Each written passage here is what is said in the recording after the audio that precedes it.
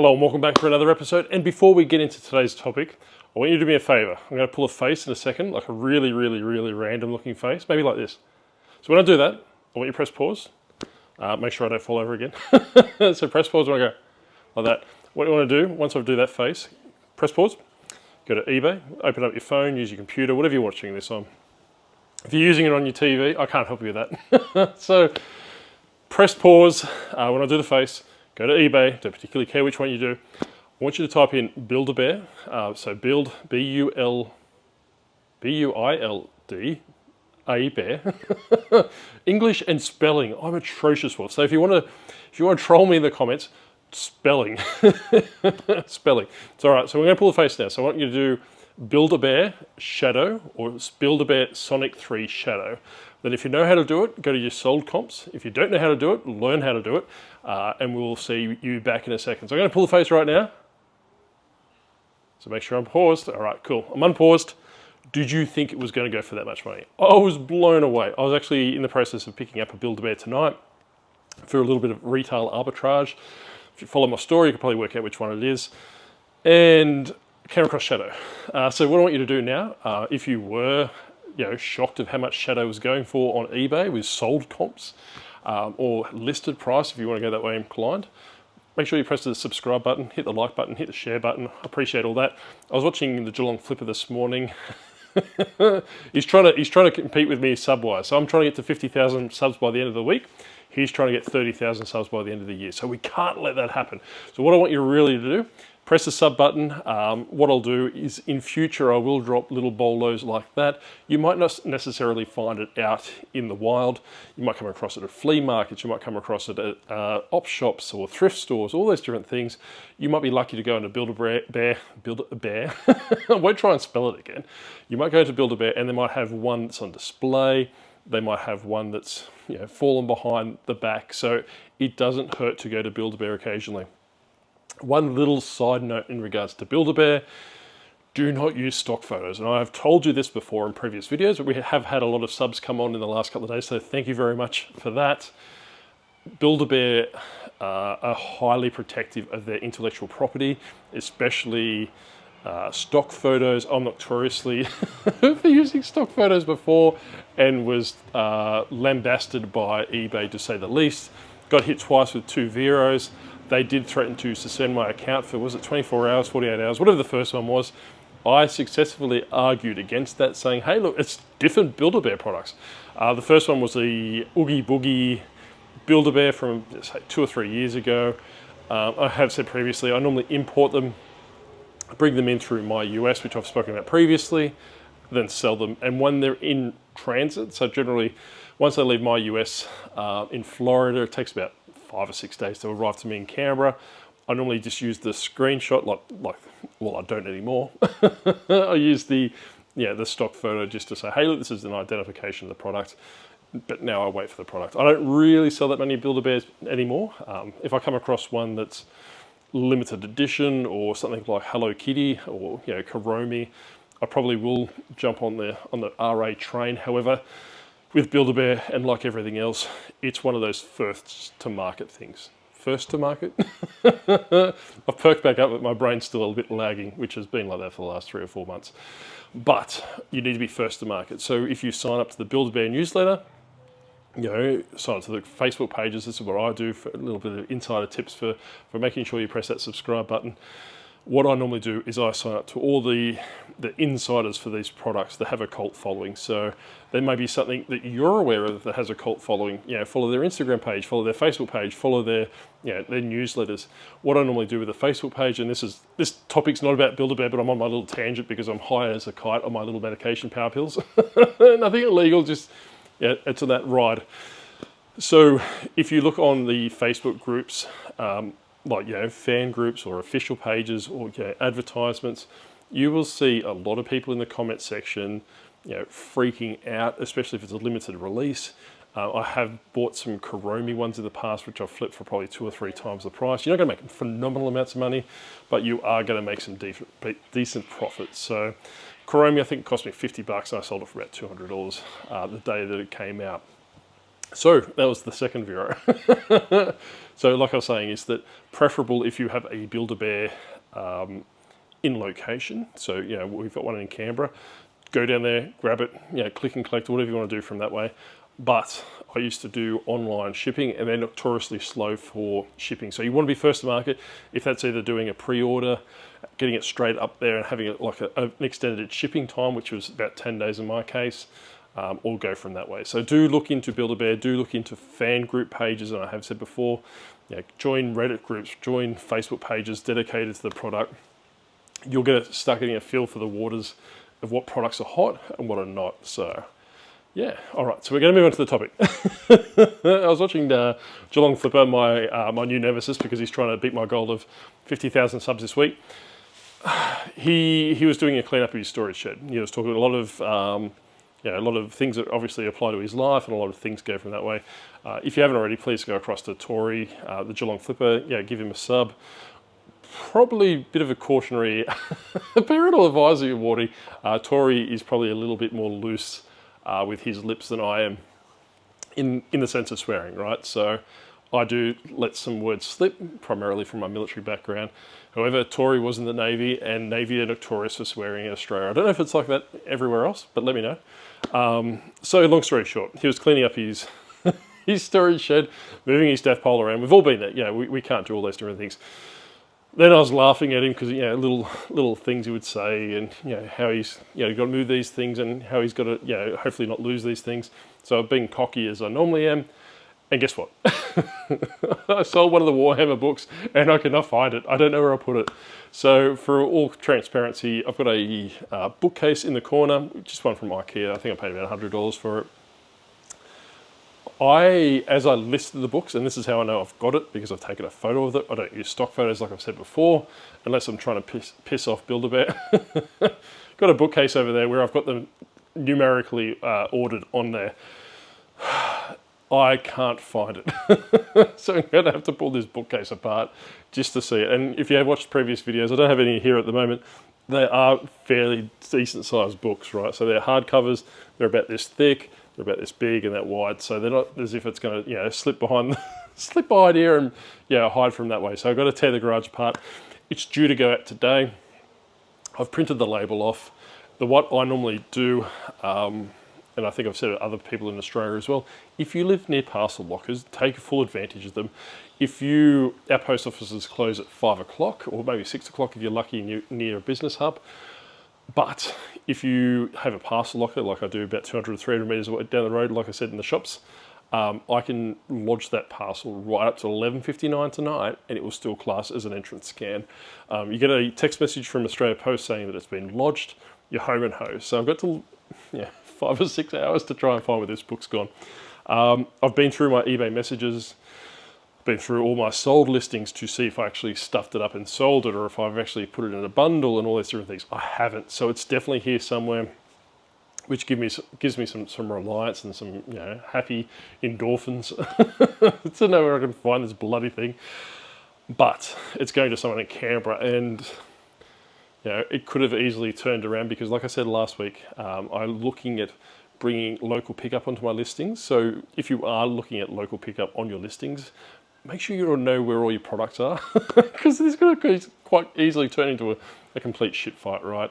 If the guy had said, hey, look, I'm in Canberra, which he is. I don't know which part of Canberra he is, I can't remember. We'll just say it's South Canberra, about half an hour away. He might have said, hey, I really want to use this as a weekend reading. I'm going to go pick this book up. Do you mind if I come pick it up tonight? Me being me, I would have said, yeah, that's no issue, because I know what they all are. Yeah, I've got no issues from that perspective. That's one. And then when I go to find it and it's not there, and I'm literally ripping my hair out at the moment. So let me know in the comment section below. Let me know if you subscribe, because you're quite impressed by Shadow. Let me know what you would do in this situation. I'll give you a hint in a second. Not a hint, but what I would do and what I have done in the past in regards to this exact same situation. Well, hopefully I find it and it doesn't become a situation.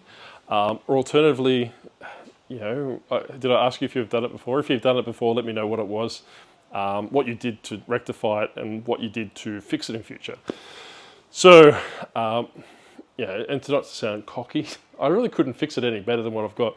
Obviously, I've got them in numerical order. I've got them all lined up on the bookshelf. So, if book 1, 17 and 23 sells, I just pull them out, and coincidentally enough, it's book 1.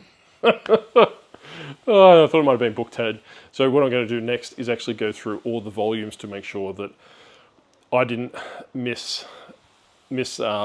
label it. It may be book 10, for example, which it's not, because I've already checked my listings, and it's really I'm trying to stall for time to try and work out where it is. This is the problem with sleep studies. And I was saying to my boss today when I got to work, I'm still feeling the effects of it. Like, I feel like I've been hit by a truck. I've got little black tape marks on me. I can't get it off. Got all over my legs. I've been scrubbing and scrubbing and scrubbing with everything you can think of in the shower to try and get this black tape goo off my legs. It's not coming. As I mentioned yesterday, I've got like shave marks where she shaved my legs. So hopefully it doesn't come back as sleep apnea, because that'll just top everything off. Before I do wrap it up for a day, the Space Harrier that we picked up a couple of weeks ago for $300, that got sold today. Did have it listed for $1,000 because I really had no price point for this thing, right? It's out of print. This one's from 2014. It's still in the Spurs, so thank you to Soda City Flips and to Shane for letting me know in the comment section. I know there was a lot of other people that did it as well, but those two were pretty much the ones that are fighting about it in the comments. Someone sent me an offer today for $700. They haven't paid yet, so it will end up being $720 after postage. When it comes after fees, I didn't promote it because the simple fact is that the conditions it's in, and because it's an out of print game and it's related to Warhammer, that kind of umbrella, so it's quite sought after. So this guy sent me a message through the offer saying, hey, look, because this is not in shrink wrap, and obviously someone that knows exactly what they're talking about, which is perfectly fine with me. I paid $300 for it. I'll offer you $700. Done. Didn't even have to think about it. I was going to send I was going to put something on Instagram saying, should I accept this offer? But I'm like, hey, I'm not going to chance this. I can take the $700, probably make a clear $200 profit after fees and all those different things, and go from that way. But in the meantime, have a look behind me. See, I'm just going to walk over to the bookshelf and have a look. But if you can have a look behind me in the photo, just let me know if you can find it. Because like I said, I'll go grab a copy and show what it means, or what it looks like.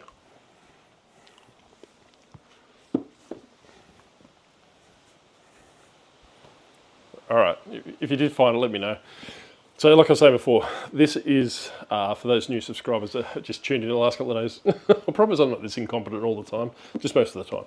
So the books are a decent size. They're hardcovers. They've got, where are we? The number on the back, on the side. That's what I was saying. I'll put them in alphabetical order. If you line them all up, if you had all the books in the series, they'd paint a big picture of something Warhammer related. I don't play Warhammer. I just sell it. And like I was saying, this one's 24, but I'm after 01, which should be the first one, and it's not there. So that makes it infinitely more complicated to send this thing off.